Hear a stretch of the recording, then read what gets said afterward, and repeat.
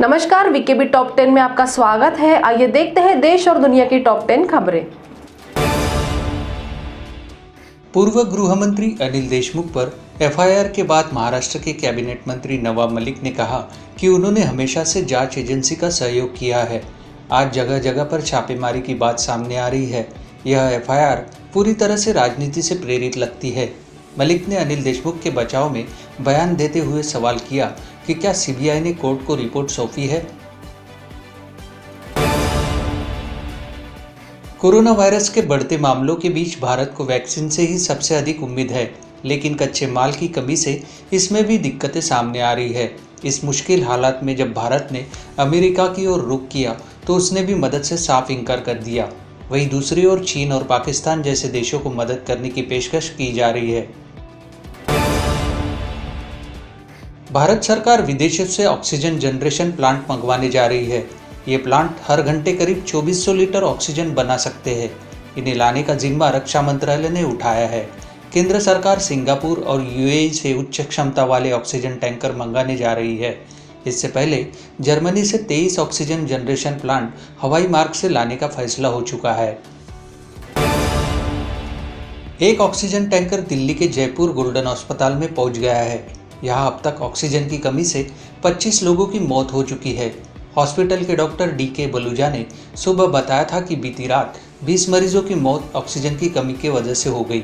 हमारे पास सिर्फ 1.5 घंटे की ऑक्सीजन बची है। अभी भी 200 लोगों की जिंदगी खतरे में है। इसके बाद इस अस्पताल को तुरंत ऑक्सीजन की आपूर्ति की गई। पुणे रेलवे पुलिस ने 57 वर्षीय ब्रिगेडियर की आत्महत्या के मामले में 4 वरिष्ठ सेना अधिकारियों के खिलाफ मामला दर्ज किया है।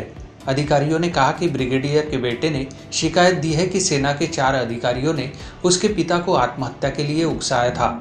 बता दें, मामले की जांच के दौरान पुलिस के हाथ एक नोट भी लगा है, जिसे कार्रवाई के दौरान ध्यान में रखा गया है।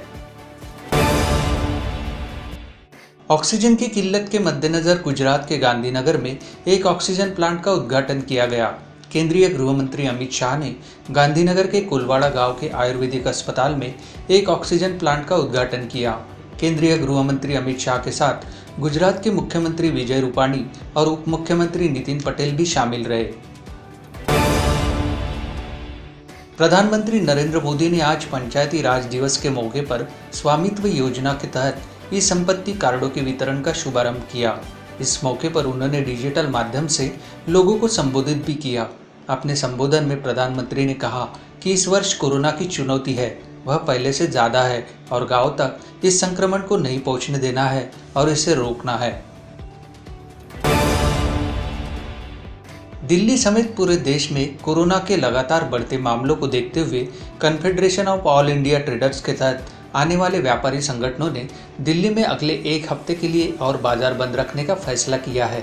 इस फैसले के बाद अब देश की राजधानी में 26 अप्रैल से 2 मई तक बाजार बंद रहेंगे। नागालैंड में भारत म्यांमार सीमा के पास शनिवार को मुठभेड़ के बाद अगवा कर लिए गए ओएनजीसी के 2 कर्मचारियों को छुड़ा लिया गया, जबकि तीसरे व्यक्ति की तलाश जारी है। असम पुलिस प्रमुख भास्कर ज्योति महंता ने यह जानकारी दी। असम नागालैंड सीमा के पास शिवसागर जिले में लकवा तेल क्षेत्र से बुधवार को तेल और प्राकृतिक गैस निगम ओएनजीसी के 3 कर्मचारियों को संदिग्ध उल्फा उग्रवादियों ने अगवा कर लिया था। राहुल गांधी ने ट्वीट कर कहा कि केंद्र सरकार से अपील है कि पीआर और अनावश्यक प्रोजेक्ट पर खर्च करने के बजाय वैक्सीन, ऑक्सीजन व अन्य स्वास्थ्य सेवाओं पर ध्यान दे। आने वाले दिनों में यह संकट और भी गहराएगा। इससे निपटने के लिए देश को तैयार करना होगा। वर्तमान दुर्दशा असहनीय है।